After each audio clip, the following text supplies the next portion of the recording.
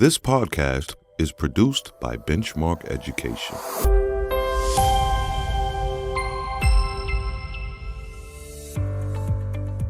In this episode, putting the sciences of reading into action. I'm Kevin Carlson, and this is Teachers Talk Shop. The science of reading is not strictly just phonics. I mean, it has all components that are needed for literacy: comprehension, fluency, background knowledge, vocabulary. And that's something that I really want to reach out to the literacy community and share. That is Cameron Carter. He is a first grade teacher, the current president of the Ohio Council of Teachers of English Language Arts, and an active member of the National Council of Teachers of English. This season, our guests have included respected authors, acclaimed researchers, and educational consultants who present at the national level. But in this episode, we're talking with an expert on putting all this theory to practice every day, a classroom teacher. Recently, author and educator Patty McGee spoke with Cam about his experiences over the past several years, teaching through the pandemic, navigating the science of reading movement, and building student engagement through foundational skills. Here is Patty with Cameron Carter. So I'm excited to talk to you today about building ownership and engagement with foundational skills. We know that foundational skills are so important. But before we get started with that, I just would love to hear a little bit about what it's been like for the past couple of years as a classroom teacher. What it's been like to navigate both pandemic, post-pandemic, if we can even call it that, and the science of reading movement and all the things that have been going on. Yeah, I mean, it has been quite a roller coaster ride over the past couple years. I mean, just from the unknown and then heading back into the classroom and just, the technological difficulties that a lot of students, teachers, communities were facing around, the world. Yeah. But, I kind of think of it as challenging yet invigorating. And why I kind of say that is, yes, we were all faced with many challenges personally and professionally, but we kind of are coming out of this in a way of having that invigorating spirit where there are things that we want to relook at and say, I wonder if we can make a change here. What could we revise? What can we review? What can we add or supplement to do things a little bit differently in the classroom? I teach first grade, and one thing that we've really kind of honed in on is the whole technology aspect. I mean, that was something that we used technology before, but not to the extent that we are using it now. And, at first we thought, first graders, they can't log in with a QR code and go on all these apps and different things like that. But now they can, and they can do it really well. So I think, yes, that has been quite the challenge, pre-pandemic, post-pandemic, whatever you want to call it. But also I feel that it has been invigorating. And in terms of the science of reading, that is such a big conversation going on in the literacy community and even outside of the literacy community. And, I think that was something off of our radar during the pandemic, because, that is the last thing that, we are thinking about. Most people are trying to get their basic needs met. Yeah. But now that conversation is starting to come in a little bit more clear. And there's a lot that we have to, kind of go through with that. It's not an easy conversation, but I think social media is kind of making it worse than it needs to be. So that's kind of where I'm coming in through that lens of all of this, just we need to have these conversations and have them respectfully. And we know that we want to come together as a community of educators always for the well-being of students. So that's what we teach. That. Yeah, that's what we teach our students is we want them to be engaging with their conversations, but also be respectful. So as adults, we need to continue to model that even outside of the classroom. After the break, building student engagement through foundational skills. Stay with us. Blast off for literacy success with Benchmark Education's Dynamite Decodables. Developed with early literacy expert Wiley Blevins, the focus is on fun and knowledge building. Not all decodable texts are created equal. That's why Dynamite Decodables are my dream decodables. Dynamite Decodables feature engaging fiction and nonfiction texts, spotlight diverse and recurring characters, and explore high-interest topics. Explicit lesson plans and teacher cards feature fluency-building instruction. Dynamite Decodables delivers books that students will want to read and won't want to put down. Learn more at benchmarkeducation.com. Had the pleasure of being in your classroom, which was just pure joy for me. And I had the chance to really see how you're able to build engagement and ownership. Can you tell us a little bit about what you do to engage students with foundational skills when they first arrive?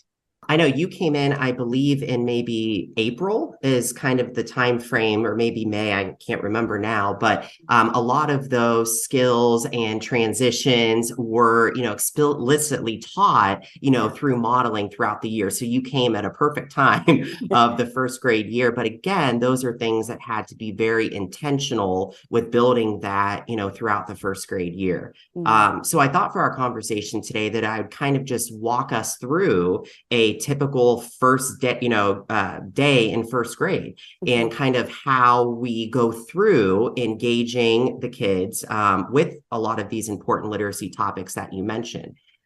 So one thing that I know you wanted to highlight and share a little bit about was their little soft start when they come in the morning. Yes. And that's something that, of course, had to be built with routines and things like that. But one thing that I really enjoy about that is it's really a time for them to practice the skills that I've taught them during our literacy time. And so one thing that they've really kind of honed into are making mini books. And these mini books are fantastic. They're just blank pages, stapled together to make a book. And I've really taught them to kind of think about their story. Again, sometimes I would give them a mini book and they just kind of look at it. I mean, we've all been there as writers, not knowing what to do. And so one way that I kind of modeled them through that was I gave them just a blank note card, and I had them fold it into 4 quadrants, and I had them think of some fun characters that they wanted to include, a problem, a setting, and a solution, something very simple. They didn't even have to write words. They could have just did simple sketches or speech bubbles, which they love speech bubbles. And so that was kind of our way to invite them into creating these mini books. And so once they got really good at that, now, at that point in the school year, they were able to take a mini book and just start writing and create their story, whether it was a spinoff of a Dog Man or Fly Guy or whatever type of book that they wanted to create. That was that joy piece that was really engaging them as writers, because I heard their authentic voice coming through in their mini books. For example, one day I read a little mini book that a student wrote, and it said something about a skunk, and it's like, skunks really stink, with all of these exclamation points. Yeah. And again, that is what we want as writers, to build these writers, is for it to be engaging, for it to be fun, but then also have their author's craft, their voice come through in their writing. So that's something that really took off, and they loved doing that as a part of their morning choice. What do you mean by soft start? So yes, some schools do this, some schools don't. A soft start is a very kind of relaxing way to start the day, kind of rhymes there. And so it's kind of our arrival process. So as the buses are coming, as the students are entering the building, they all come in sporadically. And so it's about a 20-minute time window of kids just slowly entering the classroom. They have an opportunity to unpack, make their lunch choice, all of those simple things that they need to do. And then, some kids get there right, when they come in, when the doors open, and then others get there right as the soft start time is about to end. So you have to make sure that the kids that were there at the beginning are engaging with something while they're waiting for the rest of their classmates to arrive for the day. And so that was kind of our thinking, was how can we engage the students during this kind of soft start in the morning? And it also worked out that this soft start works really well for intervention. Especially once the routines are built and the kids know what to do. During this time, I can pull small groups, individual students to the table and figure out what skill that student needs to work on. So this time, I feel, is a blessing in the morning because it's a very calm way to start the day. The kids are building those literacy skills, engaging in that work, but then also having that downtime to kind of get our day started. Yes. And then during that soft start, one of the choices, I know you have a bunch that happen throughout the week, but one of those choices is creating those books, those mini books, which is an instant opportunity to use foundational skills, to synthesize those foundational skills for their own meaning making on the page. And for sharing, which is important, because that's a piece that a lot of times is left out in the writing process. And, so whether they're sharing it with the buddies at their table, whether they're working on a book next to a buddy on the floor, all of those are opportunities for them to engage in the writing, but also engaging in the sharing piece too. Very nice. There's also some playful interactions that you create, specifically using foundational skills. Can you share some of those? Kind of during that soft start time as well, I was thinking about how to still have a structure, but also kind of keeping it engaging, right? Because we don't want them going all over the place, especially not a good way to start the day, thinking about behaviors, for the rest of the day. So I kind of came up with a schedule of opportunities and things that they could do on certain days of the week. So for example, on Monday, they're able to go and work on phonics on the computer. On Tuesday, they're able to work on writing. On Wednesday, they're able to make a word work choice. On Thursday, they're able to read to self. And Friday, they can make any type of free choice, anything that we've modeled and taught, of those other choices. But in terms of phonics, one thing that I've done are those different buddy games, but also solo games for them to play. Now, these are available during the soft start part of our day, but also during our literacy workshop time. And so these buddy games tie in the standard that I'm teaching them. So they're constantly being changed, but also they're there too for review. So for example, whether we're learning glued sounds as one of our standards in phonics, well, there might be a glued sound sort. And so that way they can engage by themselves and do the sort if they're kind of feeling, oh, I could do this. I want to practice on my own. But then there also might be a more challenging sort that I say, okay, well, this week it's going to be a buddy game, work with a buddy and do the sort. And they've really kind of taken ownership of that. And I've noticed that they've been using these games and making up their own versions of the games, which is really cool. And that's what you want students to do. You want to give them the resources, but then you want them to take ownership of it. And so that's what they've really done with some of these little phonics buddy games that align to the standard that I'm teaching, but also are there as a review for previous phonics standards that I've taught. Builds ownership and engagement. Absolutely. That's our goal. After the break, small groups and some final thoughts from Cam Carter. Stay with us. There is one program that addresses all your phonics needs. Designed for Tier 1 and Tier 2 instruction in grades K through 5, based on the latest science of reading research and aligned to the tenets of structured literacy, this is Benchmark Phonics. Developed by early reading specialist Wiley Blevins, Benchmark Phonics is packed with explicit, systematic print and digital instruction, including daily reading and writing for students, a teacher's resource system with weekly cumulative assessments, multimodal manipulatives, point-of-use professional development, and much more. Find out more at benchmarkphonics.com.